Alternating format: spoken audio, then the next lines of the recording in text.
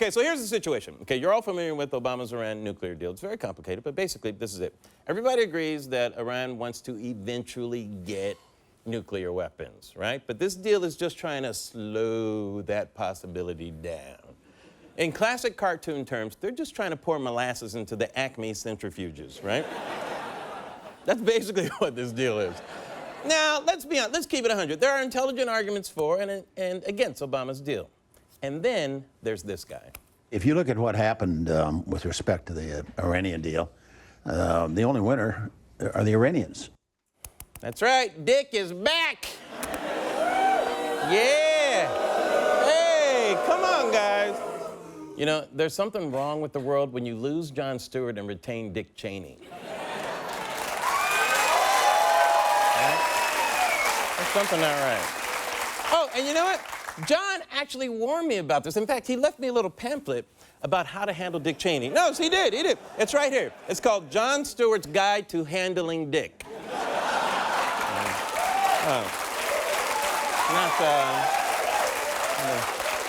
Probably not the best title, but that's all right. Okay, number one, make immature dick joke. Complete. Okay, did that. Take a few deep breaths. Relax. Penguin voice. Obama's banned. Okay, check that off. Okay.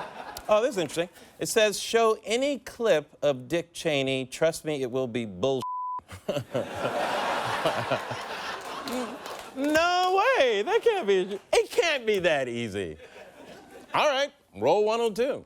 You compare Obama's Iran deal to Neville Chamberlain appeasing Hitler in Munich in 1938. Really? Yes. That is bull. John was right. Okay, so you're going to open with linking Obama to Hitler. That's how you're opening. Billy Joel doesn't open with Piano Man. Did I just link Piano Man to Hitler? Sorry, Billy Joel. All right, but maybe it got better from there. What else did Cheney have to say? We did a lot to limit nuclear proliferation in the region while we were there. But the centrifuges went from 0 to 5,000. Well, they may well have gone, but that happened on Obama's watch, not on our watch. No. By 2009, they were at 5,000. Right, but I... No. Not right, but yeah. Hold on a second. A few things here. Number one, you just got caught in a lie, okay? Number two, you didn't even act caught. Right? You acted like we're in some sort of abusive relationship where lying is to be expected, right? Whatever, baby, you knew I lied when you started going with me. What? Go get me some Cavassier. And number three, and probably the most important, if Chris Wallace hadn't called you out on it, you would have been happy for everybody to just swallow that poison pill, right? Like it was nothing. A poison pill that even Fox News choked on. Well, whatever, it's just a lie. This is why it's hard to have an intelligent conversation with this impersonator of a human being, Mr. Cheney. It's one thing to not have a pulse anymore, but to not have a conscience is unconscionable. I mean, guys, he's just like some creature who just makes it up.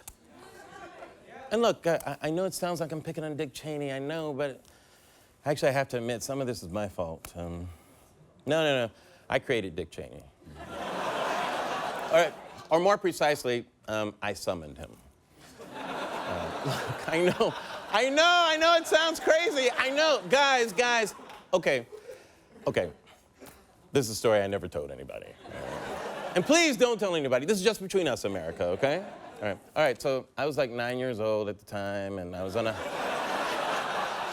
hike in the woods, and I kind of got separated from a scout troop, and that's when I met the talking dog that I found out later was a shape-shifting witch. But that's beside the point, really. So anyway, the dog led me to an ancient cave, and then he had me repeat a spell in a language I didn't understand, okay? But in my defense, the dog was very persuasive. Summon the Dark Lord from the ether, and you will get lots of toys for Christmas. Right?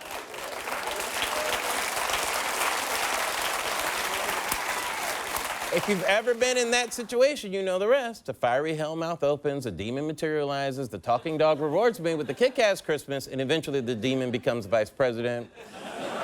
Invasion of Iraq, blame Obama, wah, wah, wah. So sorry about that, my bad, all right? Whew, got that off my chest, man, that's great. Yeah, oh. Whew. Just emotional from the catharsis, so I apologize for that. Okay, all right. So Dick Cheney expects us to believe his predictions about the Iran deal when predictions are something he's just not that good at. Simply stated, there is no doubt that Saddam Hussein now has weapons of mass destruction. No doubt. Well, if I could quote no doubt, don't speak.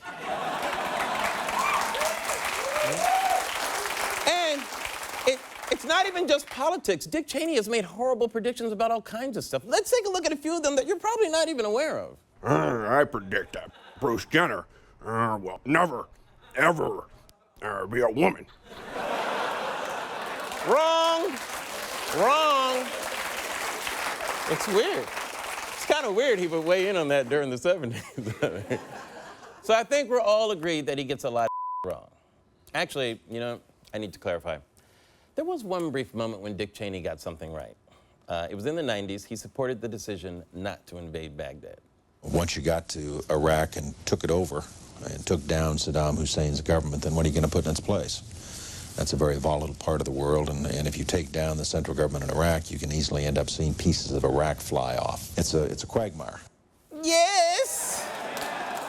That's right, you predicted the very thing that you ended up doing. So you knew it was wrong, you knew how it would end up, and you did it anyway. You never apologized for it, you never admitted your mistake, and then you just drop little lie bombs and you try to make the brother clean up your mess. You are living in an extreme cognitive dissonance that not even Bill Belichick would recognize. I did not conjure up Bill Belichick, you guys. I did not. All right, now let's get back to Obama's Iran deal. Yeah, it's complex. Yeah, it's just a lot of bad choices. Here's former Secretary of State Hillary Clinton's assessment. Without a deal, Iran's breakout time, how long they need to produce enough material for a nuclear weapon, would shrink to a couple of months. With a deal, that breakout time stretches to a year. And that's someone trying to make the case for it. Right? Listen, I don't love this deal either, but often you have to make deals with people you don't trust when the stakes are so high. I mean, sometimes it avoids nuclear war, like the SALT treaties with the Soviets. And sometimes it gets you a kick-ass dirt bite for Christmas, like my deal with the witch dog. Again, America, I'm sorry. But here's what upsets me about Cheney. I can't believe anything he says.